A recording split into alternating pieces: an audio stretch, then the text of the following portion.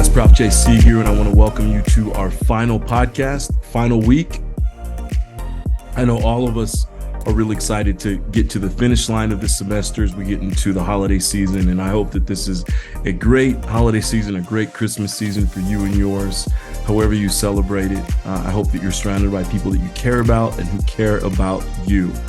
Hey, our last video, I just wanted to talk, we've been talking a lot about integrity and how important it is and what that means. And so the last thing I want to talk about is actually found on page 249 in our book. I hope you keep this book with you. Don't sell it. It's going to be a good book for you moving forward. And it talks about this word authenticity. And this is, when we think about what integrity is, a lot of people think it's a good term, or it means that you're a good person. Integrity just means that you are who you are. You are authentic. That's the key. And so I just want to read a few things from this and kind of make our final point for this week and for this class. The underlying assumptions about human nature and the shape of human life were altered by this shift to the big me it talks about. If you were born at any time in the last 60 years, you were probably born into what philosopher Charles Taylor has called the culture of authenticity. This mindset is based on the romantic idea that each of us has a golden figure in the core of ourselves, that there's someone inside of us that we need to get out there, that needs to change the world.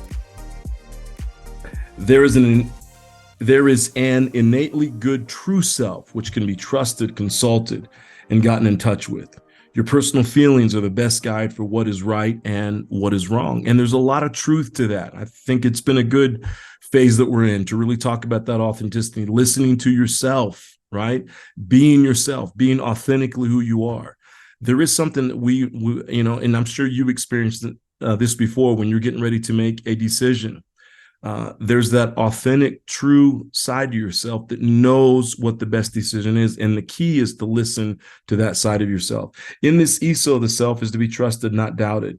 Your desires are like the inner oracles for what is right and true. You know you are doing the right thing when you feel good inside. Now, I don't think we should always follow emotions and how we feel, but there is something to be said for when we, our body. There's a great book out there that I was pointing to several years ago, and it talks about the body keeps the score. And what that means is that our body will tell us when we're doing something that is either good or not so good. And so a lot of times all we have to do is just listen to our body. That's why meditation is so important. And sometimes you can find those meditations that do a body scan. And they kind of walk through how your body is. And if we're not careful, we keep stress in different parts of our body. And you can even study that, how stress in certain areas of your body means certain things, right? The body keeps the score. And so there is an element of trusting yourself, of listening to yourself, and really trusting where you're going. The valid rules of life are those you make or accept for yourself and feel right to you. Our moral salvation, Taylor writes, describing this culture, comes from recovering authentic moral contact with ourselves. It is important to stay true to that pure inner voice and not follow the conformities of a corrupting world.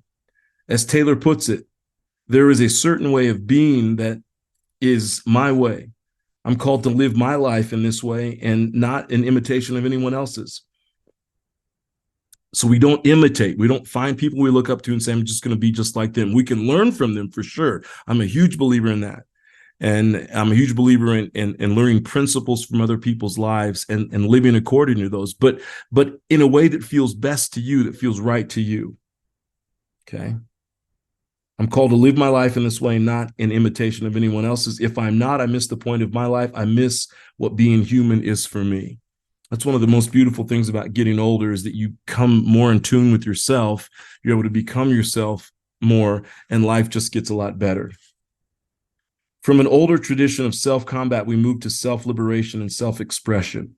Moral authority is no longer found in some external objective good. It is found in each person's unique original self. And that's often the journey, is kind of going back to what is it that you wanted to do way back when you were a kid, right? I think Oftentimes we know when we're between the ages of 6 and 10 what we really want to do, but then life gets in the way and people tell us that that we need to grow up and you need to take this job or that job or make money or whatever it is. And so we begin listening to all these other people instead of listening to ourselves. And that's part of this idea of integrity, is being who you are, being authentic to yourself. That is what integrity is. Greater emphasis and put on personal feelings as a guide to what is right and wrong. I know I'm doing right because I feel harmonious inside. That's key. Okay, I'm harmonious. I'm in integrity. I'm living in integrity. Something is going wrong, on the other hand, when I feel my autonomy is being threatened, when I feel I'm not being true to myself. In this ethos, sin is not found in your individual self. It is found in the external structures of society, in racism, in inequality, and oppression. So what they're saying is that sin isn't found within us; it's found in it's found in the structures of society. But I would be careful with that, in saying that, because yes, it is found there, but it's found there because human beings are out there. And I would say the reason why we have to take classes like this, the one that we're taking right now, is because our normal human nature is not necessarily to be authentic. Our normal human nature is to survive. Okay, that's where our brain is always existing. So we do whatever it is that we have to do to survive. So again, a lot of people live outside of integrity because they're moving towards survival. There are a lot of people even who choose jobs that they shouldn't choose because they're living outside of integrity, because they're more concerned with survival than they are with integrity. Now, I don't blame that person. I'm not angry with that person. It's just a natural state. But there's something to be said about taking personal responsibility for all of this. So yes, racism and inequality and oppression, it is built into systems, but it's built into systems through people. Okay. So we have to be careful that we just don't blame everything out there and say, I'm just fully good. Well, no, we're not. That's why we have to take classes like this. That's why we have to read books like this, because we are innately wired for survival. It ends up by talking about this. To improve yourself, you have to be taught to love yourself, to be true to yourself, not to doubt yourself and struggle against yourself. As one of the characters in one of the High School Musicals sings, the answers are all inside of me. All I've got to do is believe. And again, there's a lot of truth to this. Okay. There's a lot of truth to this, but there are aspects of this and nuances to this as well. But the core of what it's talking about is to live a life of integrity, is to live a life of authenticity, to really understand who we are. It then goes on to talk about status updates, and it talks about this intellectual and cultural shift towards the big me was reinforced by economic and technological changes. All of us today live in a technological culture, and it talks about how it's reinforced kind of this big me culture, and big me means kind of I'm the center of the world. First, it says communication has become faster and busier. Second, social media allows a more self-referential information environment. People have more tools and occasions to construct a culture, a mental environment tailored specifically to themselves. Modern information technology allows families to sit together in a room, each absorbed in a different show, movie, or game on the privacy of their own screen. Okay. Third, it says that social media encourages a broadcasting personality. Our natural bent is to seek social approval and fear exclusion. Social networking technology allows us to spend our time engaged in hyper-competitive struggle, in a hyper-competitive struggle for attention, for victories in the currency of likes. One of the things he talks about here is he's not angry with social media. He's not saying that it's bad for us, but what it talks about is we've got to keep ourselves in check. We have to understand it's easy for us today with all the tools that we have to put out a fake version of ourselves, and we see it all the time.